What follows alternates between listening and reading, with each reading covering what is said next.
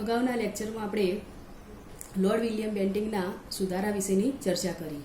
ત્યારબાદ છે CC 303 ડેલહાઉસીની ખાલસા નીતિ. ડેલહાઉસીની ખાલસા નીતિ. ડેલહાઉસીનો જે સમયગાળો છે એ 1848 થી 1856 દરમિયાન.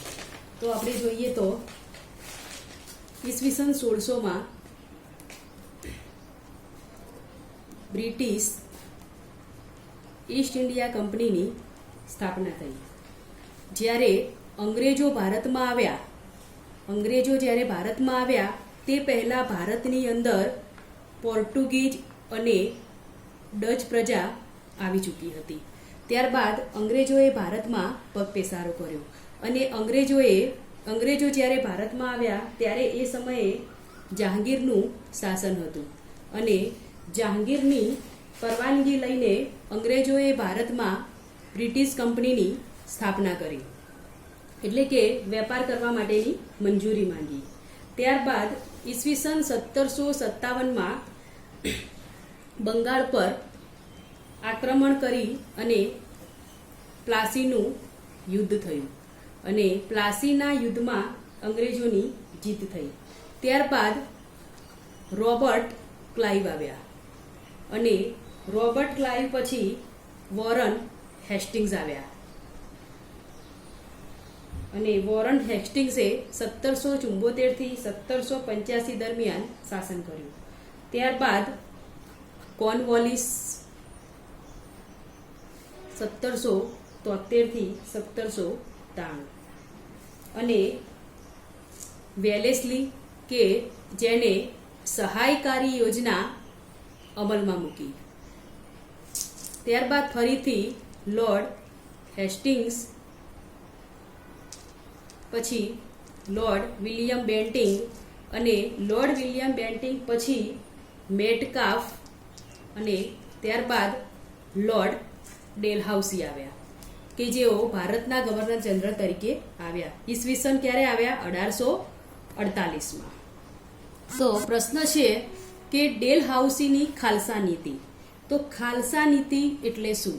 તો ખાલસા નીતિ એટલે કે જે દેશી રાજાની સત્તા હોય, ખાલસા નીતિ એટલે દેશી રાજાની જે સત્તા હોય અને એ સત્તાને અંગ્રેજી શાસન નીચે મૂકી દેવું. એટલે કે દેશી રાજાઓ જે રાજ્ય પર પોતાનું આધિપત્ય જમાવેલું હોય એ રાજાના રાજ્યોને કોઈ પણ બહાના કાઢીને એ રાજાની સત્તાને ખાલી કરાવીને એને અંગ્રેજી શાસન હેઠળ સીધું મૂકી દેવું, જેને ખાલસા નીતિ તરીકે ઓળખવામાં આવે છે. તો લોર્ડ ડેલહાઉસીનો સમયગાળો જે છે ઈસવીસન 1848માં કે જેઓ ભારતના ગવર્નર તરીકે ચૂંટાઈ આવ્યા હતા, એટલે કે ભારતના ગવર્નર તરીકે તેઓ એ સમયે આવ્યા હતા. ડેલહાઉસી છે એ ખૂબ જ ઉગ્ર અને સામ્રાજ્યવાદી માનસ ધરાવતા હતા. તો સામ્રાજ્યવાદી નીતિ એટલે કોને કહેવાય? સામ્રાજ્યવાદી નીતિ એટલે શું? તો રાજકીય, આર્થિક અને લશ્કરી દ્રષ્ટિએ વિકાસ પામેલો કોઈ દેશ હોય કે જેનો વિકાસ સારો થયેલો હોય એ દેશ કોઈ અલ્પ વિકસિત દેશ ઉપર પોતાનું આધિપત્ય જમાવે. અલ્પ વિકસિત એટલે કે જેનો વિકાસ સારી રીતે થયો ન હોય તેવા દેશ ઉપર પોતાનું આધિપત્ય જમાવે તો તેને સામ્રાજ્યવાદી નીતિ કહી શકાય. તો ભારતની અંદર જ્યારે લોર્ડ ડેલહાઉસી આવ્યા ત્યારે તે ઉગ્ર સામ્રાજ્યવાદી એટલે કે ઉગ્ર સ્વભાવના હતા અને તેવું માનસ ધરાવતા હતા. તેમણે સામ્રાજ્યવાદી નીતિને પોષવા એટલે કે તેમણે સામ્રાજ્યવાદી નીતિને પોષીને ભારતની અંદર બ્રિટિશ કંપનીનો રાજ્ય વિસ્તાર વધારવા એટલે કે બ્રિટિશ કંપનીનો રાજ્ય વિસ્તાર વિશાળ કરવા માટે તેમણે જીત જપ્તી દ્વારા એટલે કે ઝૂંટવી લઈને ખાલસા નીતિને અપનાવી. ડેલહાઉસી ઉગ્ર સામ્રાજ્યવાદી નીતિની સાથે સાથે એક સુધારાવાદી તરીકે પણ તેને ઓળખવામાં આવે છે કે તેના સમયમાં લોર્ડ ડેલહાઉસીના સમયની અંદર પ્રથમ રેલવે લાઇન નંખાઈ ઈસવીસન 1853માં મુંબઈ અને થાણા વચ્ચે. ત્યારબાદ ભારત અને ઇંગ્લેન્ડ વચ્ચે તાર વ્યવહાર તેમજ જાહેર બાંધકામ ખાતાની તેણે સ્થાપના કરી. તેમજ રોબર્ટ તેમજ વિધવા પુનઃલગ્ન બાળ લગ્ન પ્રતિબંધક ધારો પણ તેના સમયમાં અસ્તિત્વમાં આવ્યો. એટલે કે જે સમયે વિધવા વિવાહ અને બાળ લગ્નનું જે પ્રમાણ હતું તેના પર અંકુશ મૂકવામાં પણ તેના સમયમાં એ સમય અંકુશ મુકાયો. હવે જોઈએ તો લોર્ડ ડેલહાઉસીએ ખાલસા નીતિ દ્વારા કયા કયા રાજ્યોને ખાલસા કર્યા અને કયા કયા રાજ્યો ઉપર તેણે પોતાનું આધિપત્ય જમાવ્યું. તો પોઈન્ટ છે યુદ્ધ દ્વારા ખાલસા કરાયેલા રાજ્યો, એટલે કે યુદ્ધ કરીને ખાલસા કરેલા રાજ્યો. તો યુદ્ધ દ્વારા યુદ્ધ કરીને જે રાજ્યો ખાલસા કર્યા હોય તો એવા રાજ્ય હતા પંજાબ અને બર્મા. બીજો પોઈન્ટ છે કે રાજા અપુત્ર અવસાન પામતા